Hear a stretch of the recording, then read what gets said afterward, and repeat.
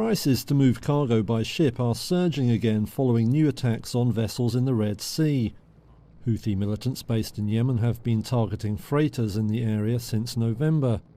They say it's a show of support for Palestinian Islamist group Hamas in its conflict with Israel. Recent days saw a fresh missile attack and the attempted hijacking of a ship operated by cargo giant Maersk.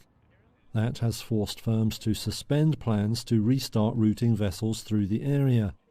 Instead, many ships are sailing around the southern tip of Africa, a much longer voyage that dramatically increases costs. Asia to North Europe freight rates more than doubled this week as a result. Washington has been trying to assemble a multinational naval task force to combat the problem, but with limited results.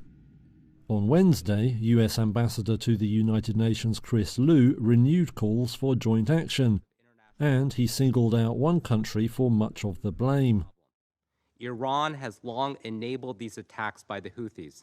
Beyond Iran's long-standing provision of financing to aid such Houthi operations, since 2015 it has transferred advanced weapons systems to the Houthis, including unmanned aerial systems, land attack cruise missiles, and ballistic missiles used in attacks against maritime vessels. As much as 1/3 of all global container traffic flows through the Red Sea to or from the Suez Canal. The attacks threaten to delay deliveries for major retailers like IKEA and Walmart. And the soaring costs could soon mean higher prices for consumers too. Freight rates from Asia to the US have been less affected, however. That's because some cargo destined for the US East Coast can be sent straight across the Pacific to the West Coast instead.